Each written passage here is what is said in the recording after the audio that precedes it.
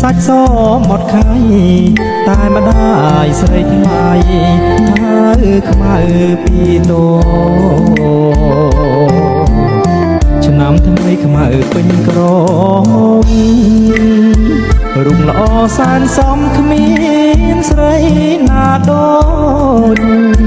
ខ្មៅជាស្រីខ្មាគ្រប់លះសំស្លូប្រាជ្ញា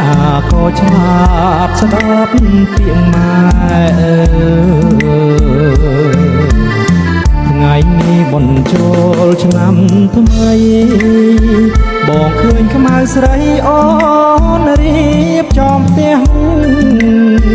បោះរៀនទេវតាដាំផ្កាថ្វាយព្រះដាំស្លរូតរែ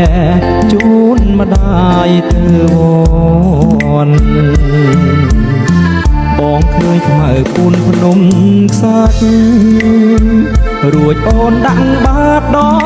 ងទឹកស្រង់ព្រះជួនញាឃើញបងញញឹមសែនស្រស់អូនខ្មៅតែឈ្មោះសាច់សដូចសំឡី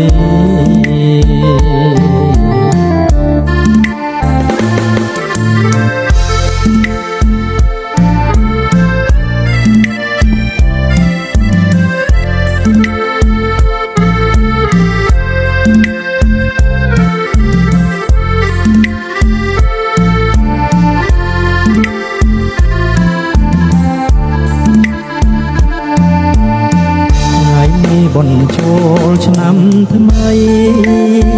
បងឃើញខ្មៅស្រីអូនរៀបចំផ្ទះបោះរៀនទេវតាដាក់ការថ្វាយព្រះដាំស្លរូតរែជូនម្ដាយទៅវត្តបងឃើញខ្មៅពូនភ្នំខ្សាច់រួចអូនដាក់បាតដងទឹក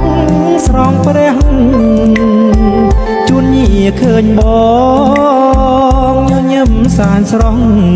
អូនខ្មៅតែឈ្មោះសាច់សដូចសំឡី